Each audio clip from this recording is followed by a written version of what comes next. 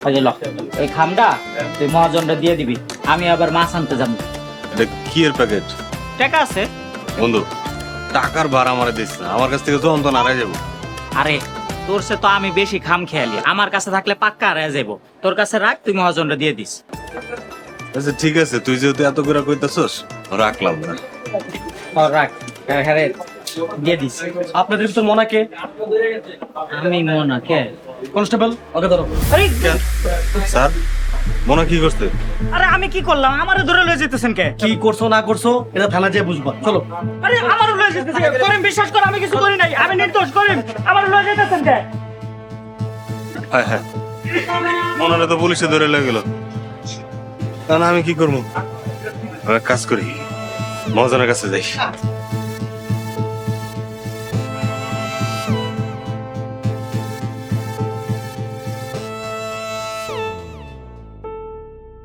মহাজন সাহেব, সর্বনাশ হয়ে গেছে। আসতে না আসতে কি শুরু করলি? কি হয়েছে এটা কবি তো? মনারে পুলিশে ধরে লেগেছে। মনারে পুলিশে ধরে নিয়ে গেছে? নিশ্চয়ই আমার কাছ থেকে টাকা নিয়ে কোনো আকাম করছে। না না, মনে ওরকম ছেলেই না, ওর আমি ভালো করে চিনি। এই নেন, এটা কি? আপনি মোনারে যে টাকা দিয়েছিলেন, ওই টাকা থেকে মোনা 1 টাকাও খরচ করে নাই, সম্পূর্ণ টাকা এখানে আছে। সবই তো ঠিক আছে, তাহলে মনারে পুলিশে ধরে নিয়ে গেল কেন? এটা তো জানি না মহাজন। আচ্ছা চল, থানায় চল আমার লাগে। চলেন।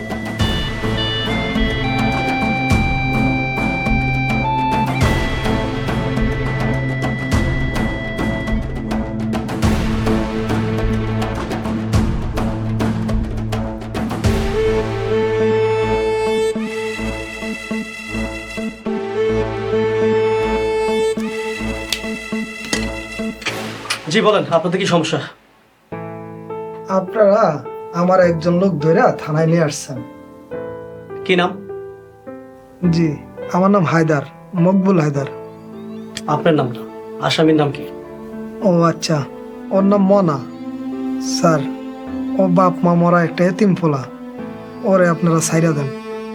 দেখেন হায়দার সাহেব, ইচ্ছে করলে তো ছেড়ে দেওয়া যায় না, সবকিছুর একটা নিয়ম কারণ আছে। কিন্তু স্যার, আপনারা মোনারে ধরে নিয়েছেন কেন?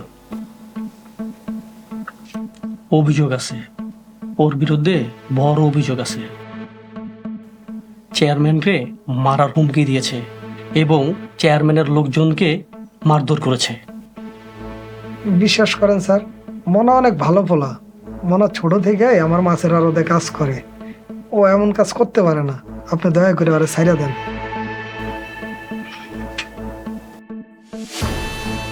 ছাড়ার একটা উপায় আছে, কিন্তু আপনারা রাজি হবেন কি না? স্যার, আমরা রাজি, আপনি বলেন। জি অফিসার, আপনি বলেন আমাদের কি করতে হবে।